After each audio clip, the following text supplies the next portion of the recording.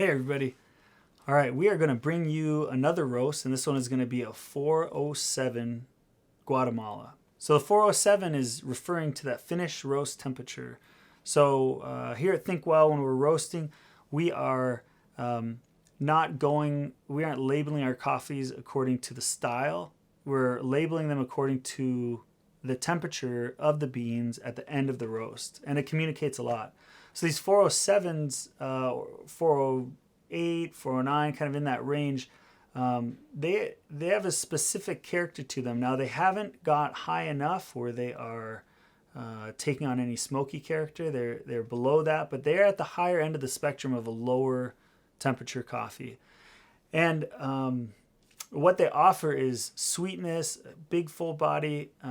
But if you approach the roast right, you haven't compromised a ton of the acidity.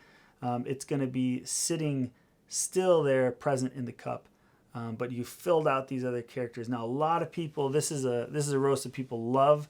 That people want sweet, full-bodied coffee, and if you're able to provide that and preserve acidity, you have like achieved something very special. And when people have like really positive interactions with acidity and that brightness that's in a cup, then you're able to bring them down to lower temperatures where the acidity is far more forward. So this method that you're about to watch is one way that I roast to get to that 407 range, develop sweetness, but not compromise acidity. And I hope that you guys can, learn something from this, or compare it to what you do, or if you don't roast at all, just kind of see another method of roasting and see just how varied this thing is that we do, and we're trying to pull out different flavors in a cup. So enjoy.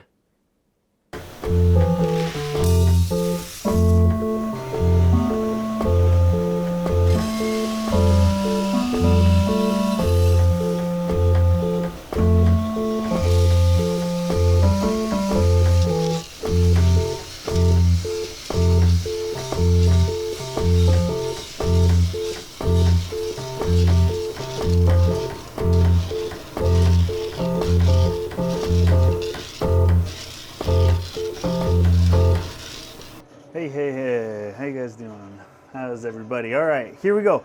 We are now going to move on to a batch, which is, we're gonna end this batch at 407 degrees. That's the finished roast temperature that we're gonna move to.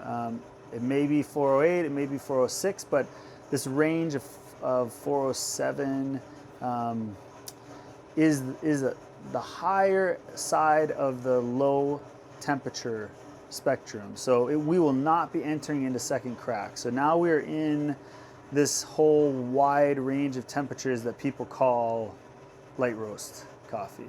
The reason why we talk about roasts and our coffees specifically with our finish roast temperature is because what could fall under one umbrella category of a medium roast or a light roast can vary like in huge, like there's just so much available within those ranges, and they change so much. So for example, we say low temp coffees. That is a category that means that these coffees will have zero smokiness to them. They are alive, they are bright, they are vibrant. The body and sweetness is going to change. The kind of the volume, how loud the acidity is going to also change, but they will not have any smokiness. Where high temperature coffees are going to have some smokiness. The quantity of the smokiness, how balanced is that to sweetness? Is there going to be any acidity present? That will be communicated through like how far into that higher temperature is. There's this whole thing happening there. Now, when we go back just to these lower temperature coffees, you have the lowest of temperature, let's say, is 380, and the highest is like 415, 380 to 415. Now, anywhere in that, we could call it a light roast. But there's a whole world in there to explore and to figure out, and every coffee tastes different at 385 or 392 or 399 or 403 or 407 as you go up that low temp, light like what we would say is light coffee, it's kind of like, well, there's this whole thing in there to explore. So, and each coffee tastes different, and how you get to that place of, like in this instance, 407, how you get there is going to drastically change how this bean is presented in the cup. So, how we're going to do this batch is I'm going to push this batch. We're going to get it moving, and we're going to apply like moderate heat, not super high heat, moderate heat, and then we're going to pull it back, and we're going to pull it back enough so that the roast is going to kind of like level out in terms of a rate of rise and increase, and then it's going to by itself increase that environment and increase its own the bean temp up until that 407 range. The reason why I want to do that is because it's going to develop a whole bunch of sweetness, which is what I want. And secondly, it is going to have a bunch of acidity still in there, a bunch of these bright, nice notes that are going to be balanced with this huge, heavy, sweet body. So this is a Guatemalan bean. This is a 4.6 pound batch here. And we're going to charge this batch at 365 degrees for bean temp, 380 for environmental temp. And we are going to apply heat right away, but it will not be full heat. So here we go, charging the beans, opening the hopper, increasing the flame to 9 inches of flame. We're going to watch those temperatures. We're going to look at the time, and we're going to let this batch slowly take on heat. In this first phase of the roast, the green coffee, the drying phase, the heat that is inside of that roaster has just got a mass of coffee thrown into it, which is at a very different temperature. And those beans are absorbing and taking in all the heat from the environment. The environment itself is plunging. The beans are taking on heat. The moisture that's inside of the beans at this point is heating up and spreading and heating up and spreading to the inward parts of the bean until it begins the Maillard reaction, which is the chemical reaction where the browning begins to happen in the roast. Now, this first phase is still, for me, it's still a little mysterious in terms of what is affecting flavors, like a really hard push or letting it draw out and then pushing it, or a nice easy push from the beginning and then increasing it. I don't know exactly how the changes in the drying phase are going to result in the cup, but what I do know is the approach that I take in the environment during this phase drastically changes what happens in the middle and the later parts of the roast. So I'm always having in my head, how is this, what's happening? So right now, when I look at our time and our temperature, minute 45 in, we're at 224 degrees and we just are turning around. Right now, the temperature has stopped decreasing and has began increasing.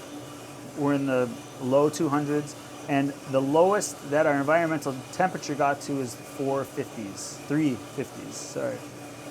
So now I'm taking those things into consideration. I'm thinking about how I want to move this batch. I'm thinking about how much weight I have, how much mass is in the drum, and I know I'm wanting to push this moderately, level it out, and then let the progress of the roast then increase everything to have it finish.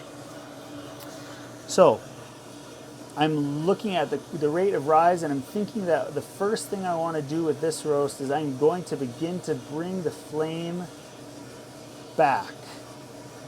But I'm not going to do too drastically when I'm looking at the rate of rise of the beans. I still want to push these beans pretty good. So I am going to take off just a touch of the flame on the flame gauge and bring it down 4/10 of an inch. So I'm at 8.6 inches of flame. And now I'm just going to let this sit and rest here. We have a lot of room within the environment right now. I have a long way to go from where we sit at to where we are trying to go to, and I want this to increase. I want the environmental temperature to increase at a nice steady rate over this big period of time. So I was saying 350, 355 is where we saw our environmental temperature bottom out, and now it's going to begin to increase. Well, where we're trying to get to in our environmental temp, the max is 445 is kind of where if we're at 440, I'd be happy. I have enough room to go to 445. Now, that's almost 100 degrees that I have to work with this environment to increase the environment. And the question that you've got to ask is, how am I applying that heat and that force to get this thing up there? Now, I've already increased 30 degrees of our environmental temperature. We're in the 380s, high 380s, about to go 390. And when we look at our rate of rise, we're going by 0.3 per second, which is exactly moderate, just what I want. I want this to be pushing it, but not to be going like super, super hard and super fast. These beans that we have in here, this Guatemalan, it's one that it will really sweeten up. The acidity is going to stay there. It's has these really wonderful citrus notes to it that are it's going to stay and preserve those with this approach and this method to this batch. But what I'm trying to do is bring them up high enough that the sweetness is going to be there and it's going to fully develop everything inside of the bean that it can without getting it to the roasted notes where we begin to lose some of the details. Now, I'm at 5 minutes, 280 degrees for the bean temp, and 402 degrees for the environmental temp. I am going to begin to make this move on these because they're going, right now, they're about to begin to go into the second phase, into the Maillard reaction is beginning. They're going to begin to take on yellow color. And so this change is going to happen. Now, what I'm going to do is I'm going to pull back the flame setting to this point that it is going to stall out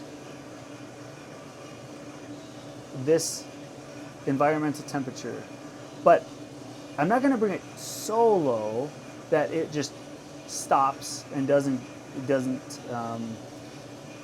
won't increase. I'm going to bring it low enough that it is going to stop the progress of the heat.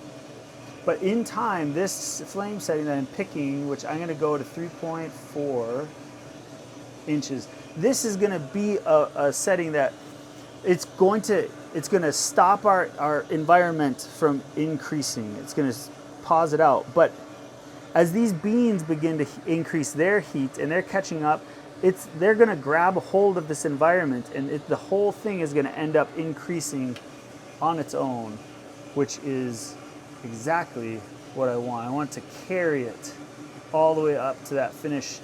With this, we're like moving the beans at the beginning of this thing and getting them just like pushing through, and they're gonna like have their own mass and their own energy and movement that it's gonna carry them through to this finished temperature.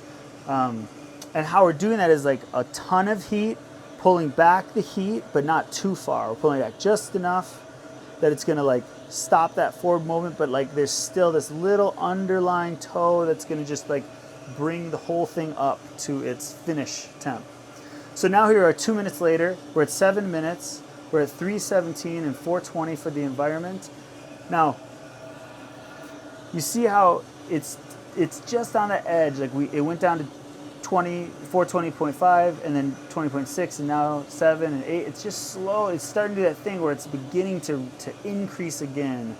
Now I haven't changed the flame. I haven't increased it. It is just, it's stalled and then it is increasing on its own. And actually, I pulled back the flame even just a little bit further than 3.4. And I brought it down to the 3 inches because that is going to be, you know, when I look at the bean probe temperature, we're increasing by 0.2 and 0.3 of a degree every second, which means that we're like stretching out right now the yellowing. But what I haven't even done yet is open up the airflow at all. I haven't changed it. These beans, they begin to open up chaff and stuff later on than other beans. So now is the moment where I'm going to begin to open up the airflow just a touch. And this is going to increase our environmental temperature, because what happens is it's like oxygen to a fire. When you begin opening up the airflow, you'll begin to see the environment will increase as well, and the beans are going to now have a chance to speed up their rate of rise too. So the rate of rise was pretty quick, and then it mellowed out, and now I'm opening up the airflow. We're not touching the flame, and it's beginning to like increase and move these things for a second push to bring them through first crack, through the 380s and 390s, and into the low 400s for a finish. And so, you know, what I'm looking at here is we're sitting right in the middle of the second phase, which is right in the middle of the batch. Not necessarily time-wise, but development and the bean temperature-wise. And I'm liking what I'm seeing. This is exactly right. We're increasing, and this thing is beginning to like push itself up again, and we're going all the way up. So what I want to do is be sure that this environment is going to continue to push up and push these beans through to the finish without having to do, like, I'm hoping to do as minimal of adjusting as I can, and just let the heat and these beans get to where I want them to go, because I know that the first part of the roast I did these couple things to move it there, and now I am starting to think about the airflow as we are at, time-wise, we're coming up on 10 minutes. We're at 358 and 426 and still increasing here. I have 10 to 15 degrees that I can increase on our environmental temperature, and I have another, 50 degrees or 40 to 50 degrees that I need to increase on our bean temp. So this is a nice combo of how things are moving, where they're moving. What I am thinking about right now is airflow. I'm thinking about, we're about to hit first crack, and then how long these things are going to go. So I'm opening up the airflow because I'm going to kind of induce first crack right here by opening up the airflow and getting the environment to start pulling air through the beans, which is going to like bring them up to this point that they are going to begin to crack right now. So you're going to be able to hear the cracking right here. It's beginning to you can hear some snaps. They're beginning to exotherm. The quality of the smoke on them is changing. I'm saying it's 11 minutes is when first crack is happening. 375 for bean temperature. Kind of 11:15. And so right now we've got good airflow. We've got good movement within the roaster. Nothing's stalling out. Everything is continuing to increase, but it's just a nice steady, like I'm not manipulating anything at this point. I am going to open up the airflow, but I don't want to kill it. And like I said before, when you open up the airflow too much, if you don't have enough flame, you're just emptying out the chamber, which is okay, but I don't want to empty it. I want to keep that pressure building. I want to keep that heat building. And here we're coming up on 12 minutes. So 45 seconds to a minute into first crack. We're at 386. I want to go 20 more degrees. The first crack is really happening nicely. I'm going to open up the airflow now just a little bit more. I can hear the air change. I know it's changing. I'm going to watch my environmental temperature to be sure I haven't taken too much air out, that I'm stalling the thing out. I'm going to even just open up just a touch more, and I'm going to watch that environmental temp. And if I need, I'm going to increase the flame just a touch, because I want this thing, I haven't done it yet, but I want to watch that because I don't want this to begin to stall out or go down. I got a little bit more room, so I'm going to increase it now. I'm going to go up all up to 4 inches right now, which feels a little bit like that's a big move right now, but I want this to continue to increase, and now I'm going to pull it back. So watch that gauge. I'm going to go back to 3.4 because I just, as I empty out the air, I'm pushing the flame just enough and then pulling it back because I'm really not trying to affect things. Now here we are, we're at 13 minutes. Right now we're 2 minutes in, and I love like a 407 that has 2.5 minutes of development on it is like a really nice. So here we are, that's 2 minutes. 2 minutes and 15, kind of in that range. And we are about to get to the spot where if I'm landing at 14 minutes, which is 3 minutes, 2 minutes, 45 seconds, 3 minutes in, that is gonna be a well-developed batch. I'm opening up the airflow all the way for these last few degrees, for these last moments, and I am watching the texture of these beans and I'm smelling them. Looking for the quality of these smell to change. There it is.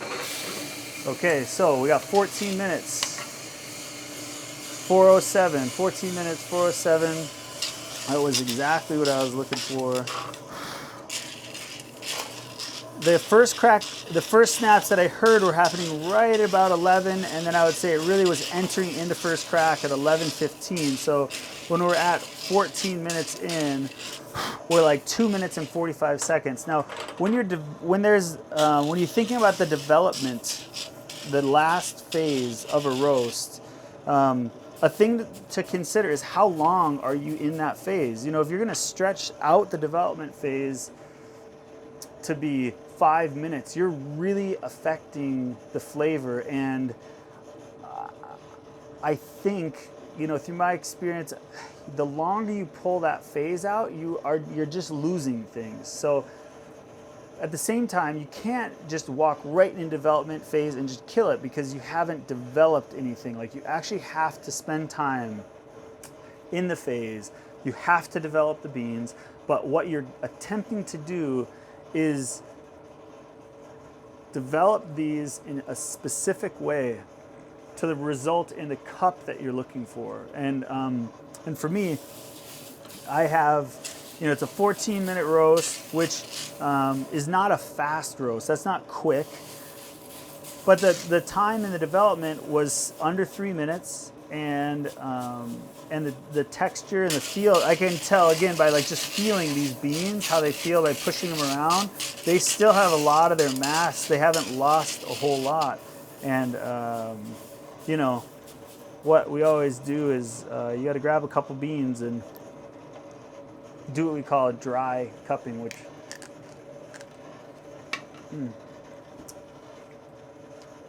yeah, like there's some